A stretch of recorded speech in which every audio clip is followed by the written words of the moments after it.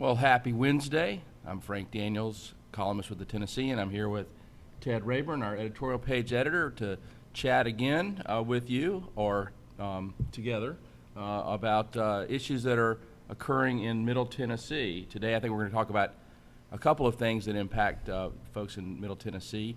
One is the recent efforts in the Senate, the United States Senate, to begin allowing states to tax purchases over the internet.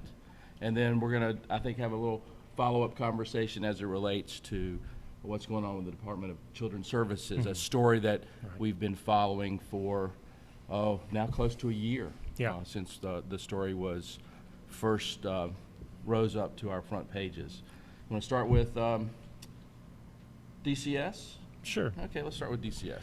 Well, the latest on that is we had a story in today's paper that some of the people who are in charge of record keeping for DCS about child issues, especially child deaths, have been reprimanded. I think in the case of some, their penalties have been reduced, but they so that they could keep on the job.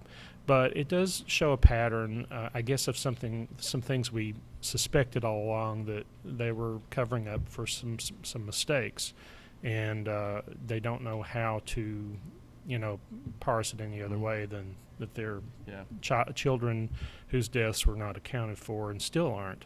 So we're still following it in the paper, and we're finally getting the kind of information that should be public record anyway. Yeah, I think the thing that's interesting to me right now is you bring in leadership that feels like solving the problem is more important than anything else, and Jim Henry, the interim commissioner, has just, I think, brought a new attitude, and it is a great lesson for all of the departments in state government that say, put the why behind you, and start dealing with what needs to be done. And I think that's what's very impressive, that methodically the department seems to be addressing its issues, not being afraid to be public about them, and watch and just seeing the corrections and whether or not there needs to be discipline. It seems to be meted out reasonably. It didn't look to me like there was anything unreasonable in the commissioner's actions, and it is dealing right with the problem in a way that finger pointing seems to have stopped. Nobody's trying to pretend like there's not a problem, and it's very impressive. I think that's heartening to see when state government just steps up and does its job. And we know we've got several other departments where perhaps there have been ongoing problems, and those problems become exacerbated by people not wanting to own up to the problem. And we see that, at least as far as I can tell, and I think from the conversation we hear, that the folks in Tennessee are, they don't feel like punishment needs to happen. They just the heads corrections need to happen. The heads don't have to roll. I mean, it was a very serious, continues to be a serious problem, but that's not necessarily the way. I mean, you take away people. I think one of these people has worked in that system for 19 years. So there are problems that they made, mistakes they made, but they also have a lot of experience that you shouldn't throw away. And I just think that coming back and occasionally taking a look at the progress that's been made since they just decided, let's just solve the problem. And it is heartening to see state government do that. Sunday I wrote a column about the Marketplace Fairness Act. Like lots of legislation, it has a very interesting title, but it's a bill that was pushed forward in the Senate.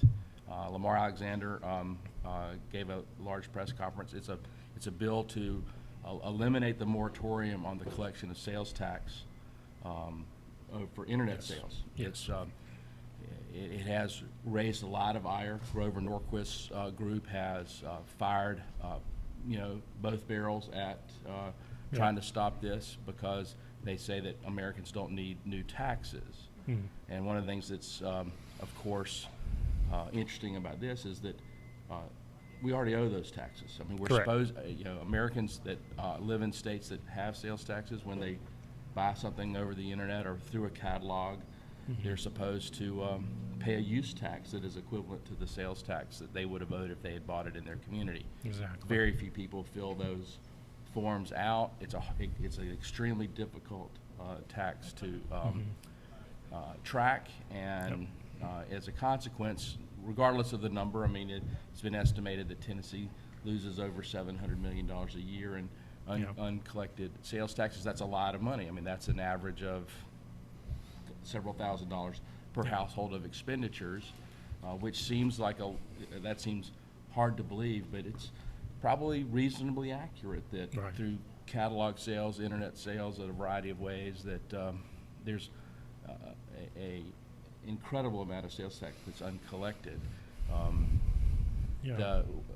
I think it's an interesting bill. What do you think about it? Yeah, no, absolutely, and I think for years there's been a fairly strong push for this to happen because it's just considered fairness. You know, if one state, collects it and the other doesn't, then there's an inequity there, and someone's benefiting unfairly. And then the other part of it is that's kind of new, I guess, is that the big companies, the Amazons and so forth, so many of them are putting their warehouses, close to distribution areas in practically every state before they're done. And so when that happens, they're not going to be out-of-state companies anymore. Right. And then Amazon has, for the most part, started charging sales tax. And then at the beginning of this year, they started charging sales tax to Tennessee purchasers. One of the interesting things about the bill that I think is probably not a good idea, but politically seems to be important, is the exemption for sellers that have less than $1 million in revenue, which it makes no sense to me to make that exemption. Yeah.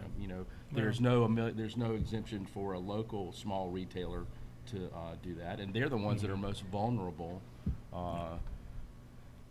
to this. Maybe give small retailers a year to transition and make sure that they can comply and stay in business, but it doesn't make a whole lot of sense to favor a small business over a large business in this particular instance. Right, and you can't continue forever to complain about it being the state of the economy.